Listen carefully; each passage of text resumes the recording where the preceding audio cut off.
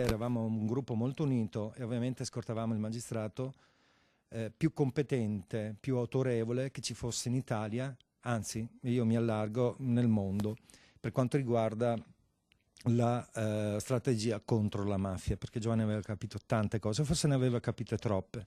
La voce di Luciano Tirindelli, trevigiano, autista del giudice Giovanni Falcone, non nasconde la commozione. Per uno scherzo del destino, un cambio turno deciso poche ore prima per esigenze d'ufficio, Tirindelli scampa alla morte. Stessa sorte tocca al capo scorta Giovanni Sammarco, costretto a casa per un incidente di servizio. Oggi come allora, il loro ricordo di quel giorno di 26 anni fa è lucido e doloroso. Ti ricordi tante di quelle cose e ti ritrovi mentalmente chiudendo gli occhi nuovamente in autostrada, tutto quello che è successo, quello che hai visto, e quindi è un boccone amaro da mandare giù e non ci riesci molto facilmente.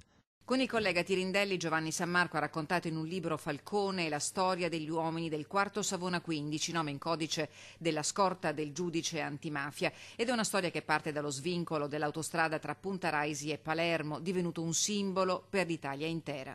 Sì, quel famoso 23 maggio purtroppo abbiamo dovuto piangere i morti per capire che la società stava cambiando e ci siamo ritrovati, non dico solo i palermitani o i siciliani, ci siamo trovati tutta l'Italia e forse anche l'Europa, per quelli che conoscevano Giovanni Falcone, che hanno avuto un altro atteggiamento nei nostri confronti. Da quando sono andato in pensione mi occupo di portare a conoscenza le persone di quello che realmente è accaduto, di come è andata questa storia. Stasera l'insegnamento di Giovanni Falcone nel racconto degli uomini della sua scorta sono al centro dell'incontro di formazione organizzato dall'Ordine degli Avvocati a Padova, al centro Altinate.